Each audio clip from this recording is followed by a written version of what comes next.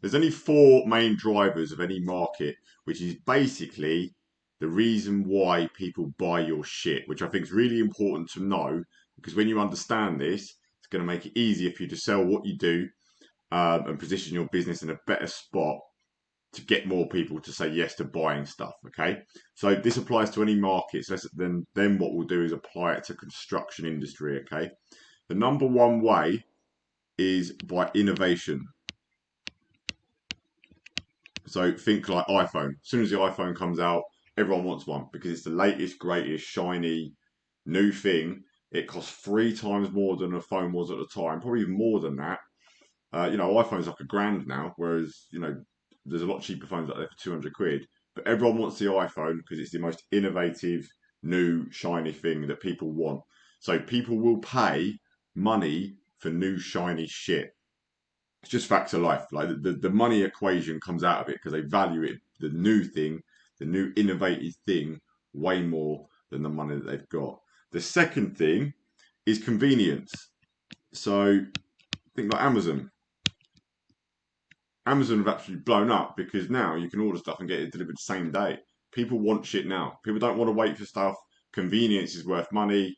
I do it all the time. You pay £7 extra for delivery to get it next day when you could have paid £3 to get it 2 days later. I don't even need it next day, but you do it because you want the convenience. I want it now.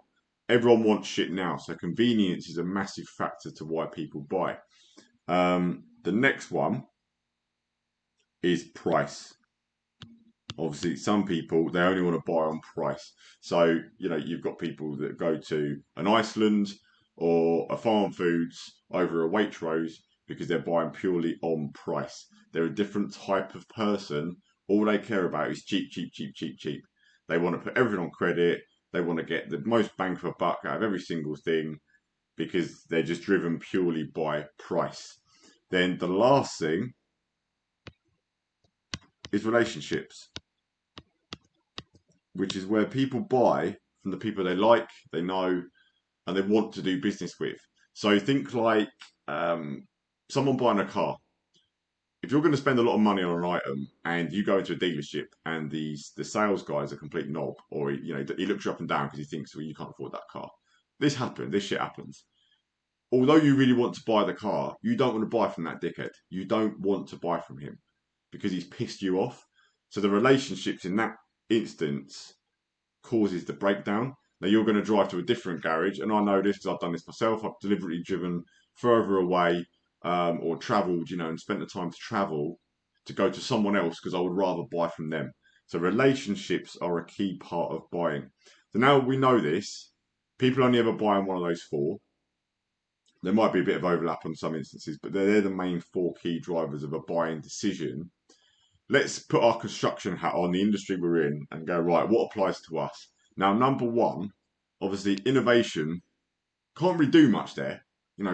Bricks and mortar, bricks and cement, scaffolding, electrical, it is what it is. Nothing's going to radically change, certainly in our lifetime. The product is what it is. So we can't really innovate. We can't come up with something new and flashy. Although I see some people trying to explain and try and market that they're greater than everyone else, they're better than everyone else. But construction is construction. As long as you're good and you've got the right lads who can actually fucking fit stuff, cut stuff, put it in place, and put it in level and do it right, you're not really going to be able to innovate. So innovation really is out for us in the construction industry. Convenience, it's really out for us as well because the buyer that wants an extension completed tomorrow, you're not going to be able to deliver on that. It doesn't happen. Like construction takes time. There is a process to it. And a lot of construction goes wrong when people are rushing jobs. They've not organised them properly. You've not planned them properly. You start on site. You're on the back foot. You're pissing money away. It ends up taking longer in the long run. The customer actually ends up becoming pissed off, all because they're trying to push for convenience. So it's not a market that a route that we can go down for our market. It doesn't make sense because it just takes time to build stuff, especially when you're doing it properly. And then price. Price, well, for me, what can you really do on that? Because there is a cost, isn't there? Labour costs what it costs. Um, Materials cost what they cost. Yes, you can be intelligent and obviously use the right labour that might be a bit more expensive per day, but they're quicker. But all in all, price, are you really going to be, massively different to someone else? Unless you're pricing it and not making any money at it. But, you're not in business to do that. So if you're level pegging against three other companies, you're all similar price points because you've got the same type of labour, you've got the same materials being used, you're working to the similar overheads and profits you want to earn. Price isn't something you're going to massively be able to do either. You're not going to get a job that's 100k and you're going to do it for 60k and everyone goes for you because you're not going to make any money. So price is out of the fucking window. So where does that leave us with? Relationships. And if you followed me for a while, I've said this loads of times and this proves that point. There's relationships. People are going to buy from you and your company because they like you and they prefer you over someone else. So when you understand this, this is the only angle you've got to play. You haven't got any other angles to play here. You've only got that relationship angle of being the best person, the go-to guy, the go-to company, which is all of your brand. It's you. It's the relationships and people that you know. It's having a lot of other people know you and like you and flying your flag saying, do you know what? Those guys are the fucking bollocks. I recommend you use them. Don't go anywhere else. Because then price isn't going to come into it as such.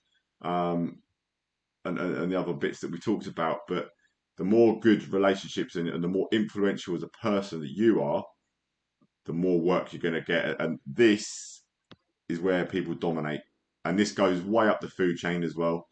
Companies that turn over hundreds of millions, they have got the right 2, 3, 4 relationships in the right places to be able to get that amount of work on certain contracts, that type of stuff. So it doesn't change. So you need to focus all your energy right here into building fucking fantastic relationships with the right people, influential people in your area. You need to become an influential person in your area. Architects, engineers, designers, people that control contracts, might be QS companies, could be tender online portals. You need to get to know the people that are in charge of those portals. Meet face to face, because this is what's fucked up in today's world. Everyone's hiding behind a computer screen. I know that's ironic, I'm on fucking YouTube, but you get what I mean. People are afraid to go out, meet people, shake hands. That is what the construction industry is built on. Getting out there, shaking hands, relationships. So if you're not quite where you want to be, that is what you need to focus on.